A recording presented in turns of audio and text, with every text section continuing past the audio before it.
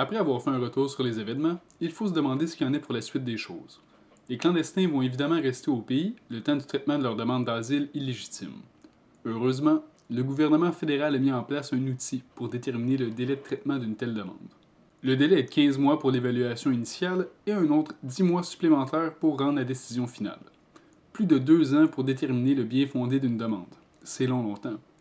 Surtout qu'entre-temps, c'est le Québec qui assume les coûts de leur séjour, que ce soit à travers l'instruction publique, les services de santé, l'aide au logement ou l'aide sociale. À cet effet, le nombre de prestataires demandeurs d'asile a explosé de par 400% entre janvier et septembre, passant de 2593 à 10 456. L'augmentation est spectaculaire. Leur proportion est passée de 1,3 à 5,5% de tous les prestataires. Leur nombre continuera d'ailleurs de grimper au fur et à mesure que les clandestins obtiendront leurs prestations, entre autres les 1720 qui ont traversé illégalement au cours du mois de septembre uniquement. Non seulement cela, mais il semble que les clandestins soient peu nombreux à faire la demande d'un permis de travail, malgré l'allègement du temps de traitement. Début novembre, le ministre fédéral de l'Immigration, Ahmed Hussein, espère que les clandestins ne se fieront pas uniquement aux programmes sociaux. Or, en date de son commentaire, à peine 3% d'entre eux avaient obtenu un permis de travail. Ce qui est plus inquiétant à long terme, c'est que le flot de clandestins n'a jamais vraiment cessé.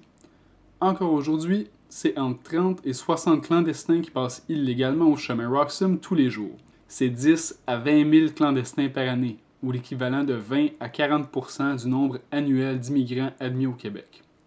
En l'attente du traitement de leur demande, les clandestins sont évidemment libres d'avoir des enfants au pays, qui eux obtiendront automatiquement la citoyenneté canadienne via le droit du sol. De par la réponse de nos politiciens et l'inaction de nos services frontaliers, nous sommes en train d'établir le précédent qu'il est facile d'entrer illégalement au Canada, qu'il suffit aux clandestins de traverser notre frontière pour vivre au crochet de l'État québécois, minimalement durant le long délai que représentera le traitement de leur demande d'asile.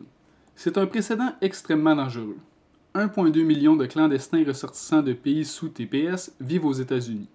Plus d'11 millions, toutes nationalités confondues. Déjà, le gouvernement canadien anticipe une nouvelle vague, cette fois de Nicaraguayens. Pour rappel, 75 000 d'entre eux sont aux États-Unis clandestinement. Le Salvador, quant à lui, compte plus de 725 000 clandestins aux États-Unis.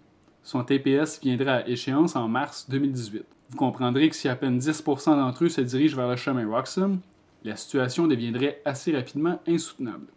Pour revenir aux clandestins déjà présents au Québec, a-t-on une idée de la proportion qui se verra ultimement accorder le refuge au pays? Oui, nous la savons. Environ la moitié d'entre eux. C'est ce qu'a déterminé la Commission de l'immigration et du statut de réfugié du Canada après avoir évalué les demandes déposées depuis juillet. Si on applique ce ratio aux 13 626 clandestins interceptés au Québec entre janvier et septembre, on obtient environ 6 800 clandestins qui seront refusés après plus de 2 ans de séjour au Canada. On se rappellera le rapport de 2013 du vérificateur général sur la prévention des entrées illégales. Chaque demandeur d'asile débouté, dont certains sont entrés illégalement au Canada, coûte environ 26 000 aux contribuables. Dans notre cas, ils sont tous entrés illégalement, mais reste qu'uniquement pour les clandestins qui seront interdits de territoire, la facture dépassera 176 millions de dollars. 176 millions de dollars, uniquement pour déterminer qu'ils ne peuvent pas rester au pays.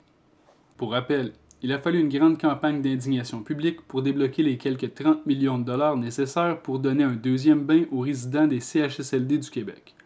Mais brûler 176 millions de dollars sur des clandestins, c'est tout naturel, une obligation morale.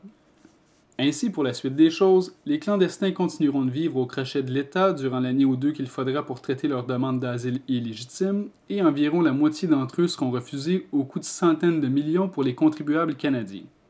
Je vous invite désormais à poursuivre vers la dernière capsule, dans laquelle nous ferons une synthèse de tous les éléments abordés et où je vous révélerai mon opinion quant aux événements.